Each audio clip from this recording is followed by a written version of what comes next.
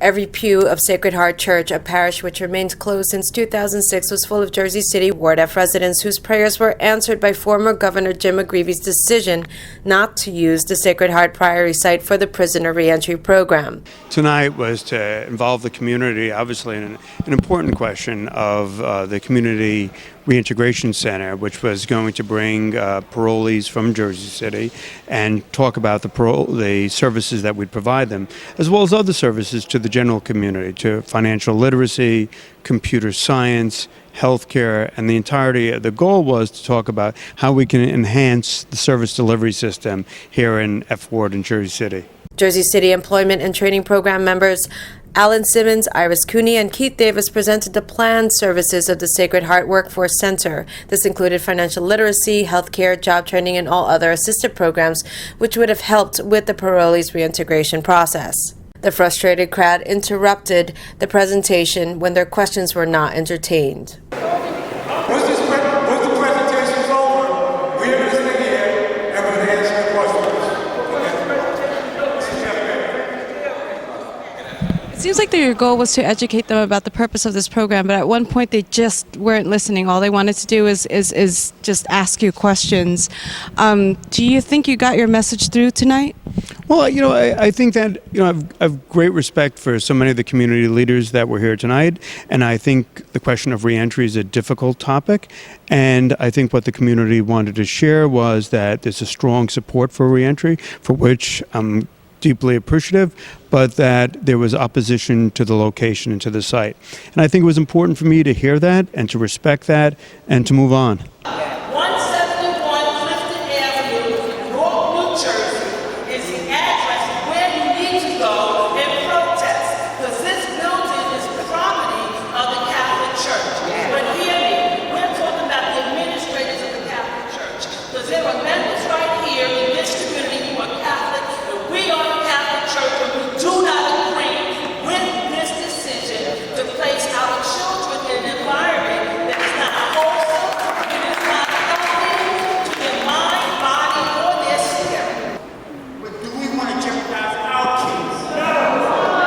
Do we want 10 years from now to say, oh, this group right here, they like this because they were exposed to correctional police, lockdowns, in this building, it's our neighborhood. It's tons of here. Senator Cunningham also supported the program but not the location, spoke with Hudson County View. It's a fine program, but there are other places that it could be placed. Where would you suggest they should move the resource center? They can move it anywhere. It doesn't matter. There's transportation all over the city. If people can get to Ward F, they can get to Ward A, Ward B, Ward E, Ward C, and Ward D. In your opinion, Ward F community, obviously they spoke out today. They're very angry about the situation. Do you think they're more angry because they're putting it very close to a pre-K to 8th grade school, or is it because Ward F has just had it? I think because the people of Ward F feel disrespected, that they were not even told about the program. They were not asked if they wanted the program. And it's just another program that was done on the backs of people who work hard, love Jersey City, live in Jersey City, but they don't have a right to feel comfortable where they live. Why was the community not informed right away about the location? It seems like the reason why they didn't want to listen is because the sudden announcement of where it would be located. Well, then, in fact, we changed the location, and we were trying to look at Martin Luther King and by the light rail hub.